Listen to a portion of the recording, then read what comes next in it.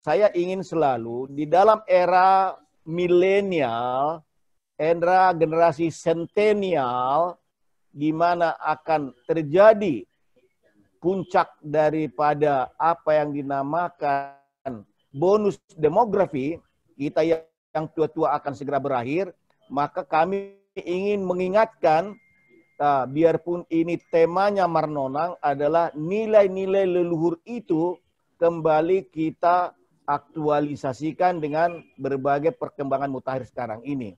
Jadi sehingga izinkan saya, Marnonang Lapo Jumbatak Center ini adalah sesudah pandemi ini, sesudah adanya selesai pilkada, akan ada tugas-tugas berat yang menyongsong di depan mata, tetapi di samping dia merupakan tugas yang kardinal, tantangan kardinal, tapi juga peluangnya adalah peluang emas. Jadi kami ingin kembali mengingatkan, sekali lagi ya, untuk nanti baru akan kami terjemahkan di dalam hal-hal yang aktual seperti Ketua Umum tadi, nilai-nilai fundamental dari Habatahun itu harus terus-menerus kita tumbuh kembangkan, baik pada masa adanya pilkada, baik pada masa adanya pandemi COVID-19, apalagi nanti sesudah itu. Apa yang menjadi kata kunci kami dengar di Bona Pasogit, Naga, kalau bicara Bona Pasogit, mohon kita membaca dalam arti holistik, dalam arti integralistik, dalam arti komprehensif. Tidak hanya di Tapanuli bagian utara, tapi pilkada juga di Tapanuli bagian selatan. Adik saya ada di sana. Ada juga di Tapanuli, di utaranya Tapanuli, yaitu di Pakpak Dairi maupun di Simalungun dan Karo. Jadi artinya kita ingin harus membangun kembali kerukunan sesudah nanti selesainya pilkada ini, apalagi tugas kardinal menyongsong di depan mata dengan peluang yang sangat kardinal. Jadi kami ingin mengingatkan ini kembali. Sebagai seorang guru, kami ini kebetulan guru, sehingga akan kami selalu berpikir tentang pendidikan dan juga sekaligus perjuangan. Nah, oleh karena itu, kami akan selalu mengingatkan, mungkin nanti kawan-kawan narasumber yang lain melengkapkan, SDM unggul tadi yang disinggung oleh Ketua Umum itu memang adalah mutlak, ulangi, mutlak di masa adanya apa yang disebut dengan revolusi 4.0 ini. Termasuk SDM unggul di kepemimpinan yang harus mempunyai keunggulan di dalam kebijakan, keunggulan di dalam watak, keunggulan di dalam moral dan etik, keunggulan di dalam manajemen, keunggulan dalam arti penuh. Itu adalah sebetulnya tuntutan baru yang dihadapi sekarang maupun pasca pandemi dan pasca COVID yang akan datang ini. Jadi kalau kita bicara ini, saya ingin sekedar mengingatkan dalian natolu si se mula hata sukun mula uhum. Dan yang paling penting dari intisari pustaha tumba holing itu adalah hati goran dohot habonaran dona. Trust and truth base, kejujuran, kebenaran, trust and truth base, itu adalah ajaran leluhur yang merupakan nilai-nilai fundamental. Dan budaya Habatahun itu adalah tertuang menjadi etos pembelajar.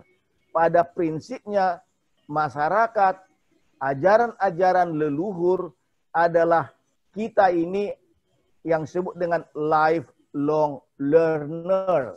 Dan pejuang kemajuan. Kalau saya bandingkan dengan tempat saya bertugas di Skandinavia, 2011-2016 itu lifelong learning, lifelong development, gross national happiness.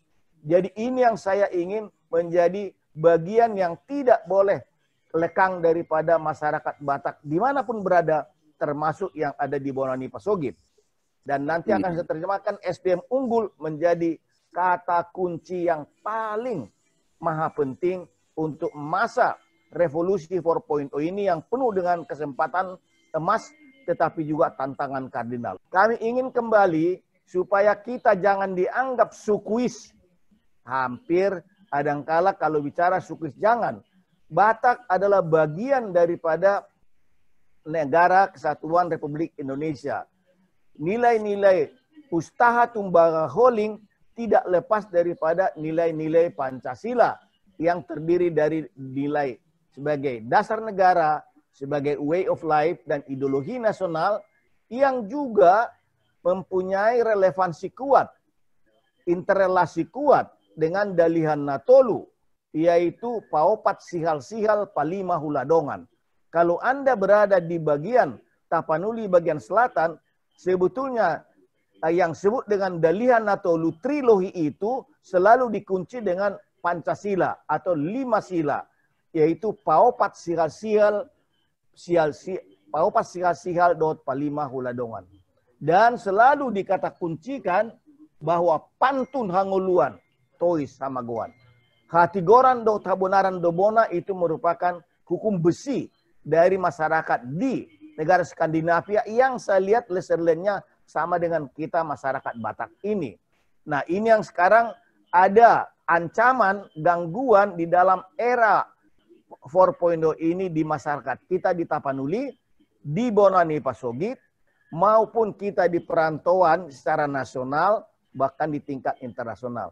Inilah yang perlu kita kembali kepada jati diri kita, yaitu trust and truth base yang diperintahkan oleh nilai-nilai dasar, nilai-nilai fundamentals, nilai-nilai instrumental, dan nilai-nilai praktis daripada Pustaha. Nah, ini saya ingat kembali bagaimana SDM unggul ini harus tampilkan di dalam budaya kepemimpinan, pemerintahan lokal, bahkan di nasional, bahkan di mondial internasional.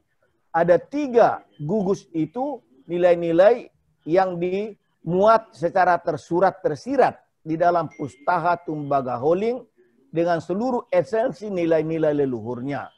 Yaitu kita memiliki rasa cinta leluhur, cinta Bonani Pasogit, Argado Bonani Pasogit, Bonabulu, dan sebagainya. Yang ketiga adalah etos pembelajar dan pejuang kemajuan. Itu adalah sebetulnya nilai-nilai fundamentals dan nilai-nilai instrumen dari setiap falsafah dan ajaran-ajaran Habatahun. Jadi kita harus menjadi pembelajar dan pejuang kemajuan yang nanti akan kita terjemahkan bagaimana ini di Bonani Pasogit pasca pandemi maupun pasca pilkada ini. Ini adalah bagian daripada apa yang kami sebutkan tadi di era yang sangat banyak perubahan revolusi 4.0 ini yang disebut dengan era Ubiquitek 4.0. Sehingga nilai-nilai yang disebut dengan Dalihan Natolu, Paopat Sihal-Sihal, yang disebut juga Habonaran, Dot Hatigoran Dobona itu harus mengalami adaptasi dengan nilai-nilai baru, tetapi tetap berprinsip 3, yaitu etos pembelajaran pejuangnya itu harus menjadi abadi dan dinamis. Pustaha Tumbaga Holing harus kita wariskan kembali nilai-nilai fundamentasnya kepada generasi milenial kita, generasi sentenial kita, bahkan juga di dalam membangun SDM unggul yang tadi disinggung oleh Ketua Umum. Dan cinta tanah leluhur, tata kunci membangun tanah leluhur adalah sebetulnya kepribadian jati diri daripada kita. Kami ingin sekali lagi, karena ada sesuatu bahaya sebetulnya yang sekarang melanda dunia yang tertuang di sebelah kanan ini. Di samping revolusi 4.0, juga melanda apa yang disebut dengan gelombang kelima psikologi, yaitu post-truth, yaitu era post-truth, kebohongan, ketidakjujuran akan melanda seluruh dunia. Lihatlah Amerika, lihatlah seluruh dunia ini, Indonesia juga. Dan ini tidak boleh sampai melanda masyarakat kita di Bonani Pasogit yang harus sekali lagi kembali kepada etik dan moral yang tertuang di dalam nilai-nilai fundamental yang luhur daripada Pustaha Tumbaga Holing. Jadi ke depan kami berharap agar pembangunan SDM unggul di Bonani Pasogit tadi disebutkan secara umum oleh Ketua Umum kita. Saya akan bahas sedikit nanti itu. Tapi SDM unggul ini harus hadir di semua lapangan kehidupan. Jadi pendidikan mood mutlak di Bonani Pasogit atau dimanapun masyarakat Batak berada, baik di nasional maupun di mondial, harus menciptakan dirinya sebagai SDM unggul. Jadi pendidikan adalah super prioritas di dalam era yang banyak sekarang tantangan besar, era 4.0 dan psikologi 4.0. Kemudian penegakan keadilan dan hukum. Pembebasan kita dari kemiskinan, kebodohan, dan ketimpangan ketertinggalan. Membangun kesehatan masyarakat, itu adalah heroisme baru. Ini tadi moderator menyinggung tentang heroisme. Tadi Pak Panusunan menyinggung kita berdoa, tafakur sejenak. Sebetulnya itu adalah mewariskan kepahlawanan, heroisme baru, patriotisme baru. Membangun kesehatan masyarakat. Ekonomi entrepreneur, pembangunan koperasi pedesaan dan semua untuk menuju kepada masyarakat adil dan makmur bagi seluruh rakyat Indonesia. Kembali kepada tadi yang disinggung bagaimana pembangunan di Bona Pasogit. Khususnya kami melihat satu kesatuan dari keseluruhan daerah itu tadi disinggung adalah pariwisata. Kami ingin menyinggung ekowisata ini adalah sebetulnya sebuah yang saya sebut ekosistem turisme wilayah tidak hanya di Tapanuli bagian utara. Caldera ekoturisme, agroturisme, yang horticultur tourism, Danau Toba. Tapi Anda jangan keliru, di Tapanuli bagian selatan ada juga Danau Siais. Ada 3 danau yang bagus sekali di sana yang kurang dimasyarakatkan. Ini bisa dijadikan satu paket. Yang lebih penting lagi yang kelima adalah, ini tadi Ketua Umum singgung, adalah hot spring. Kalau kita ke Eropa, saya lama di Eropa itu sebagai duta besar, hot spring ini adalah dambaan setiap orang di negara-negara yang beriklim ampat. Baik di Eropa maupun di Amerika. Hot spring dan air panas itu ada di Tapanuli Utara, ada di Tapanuli Selatan, ada di Sipirok. Sebetulnya ini harus kita daya gunakan sebagai bagian daripada yang disebut dengan jejaring ekosistem turisme kita, bukan hanya Danau Toba dan sekitarnya, tapi sampai. Tentu juga ulos turisme, kan tadi disinggung. Selama saya jadi Dubes 2011-2016, 217 ulos habis untuk saya serahkan kepada baik Ratu, baik Presiden, baik Perdana Menteri, Menteri-Menteri, Ketua DPR, rektor-rektor yang saya kunjungi, bahkan kalau di sana wali-wali kota itu, sehingga terkenal mereka kalau ulos itu sekarang, kalau Anda pergi ke sana, kalau ada masuk ke kantor Kementerian Luar Negeri, atau kantor Perdana Menteri, atau kantor Presiden, pasti ada dipajang di situ ulos. Ini adalah bagian daripada turisme dunia. Di samping itu juga, mungkin kita kurang jual juga ini. Turisme ini selain daripada danau adalah waterfall. Waterfall si gura-gura, waterfall si piso-piso. Juga di Tapanuli Selatan ada waterfall. Waterfall Siais yang sangat bagus, tetapi kurang dijadikan sebagai objek turisme, di mana sesudah pandemi ini yang paling marak, percayalah sama saya, salah satu sektor ekonomi yang paling banyak itu nanti adalah ekonomi turisme. Karena orang sudah sangat bosan ingin menjelajah kehidupan kembali, maka ekonomi turisme segera akan meledak kembali sesudah adanya penyelesaian era daripada pandemi dan jadi oleh karena itu sekarang waktunya bagi pimpinan-pimpinan daerah, pimpinan-pimpinan di Bona Pasogit untuk melakukan pemasaran ini kepada dunia luar, kepada Eropa, melalui duta besar, melalui seluruh perwakilan-perwakilan kita kirim ulos, supaya setiap duta besar di seluruh dunia ini justru mempopulerkan Bona Pasogit kita sebagai sebuah jaringan ekosistem turisme yang paripurna dengan melalui ulos itu. Di samping itu juga jangan sampai lupa ada wisata sejarah. Tadi kurang disinggung. Barangkali kalau kita singgung, salah satu yang paling kita tahu itu adalah Nommensen datang ke Aceh Utara, yaitu menyebarkan agama Kristen.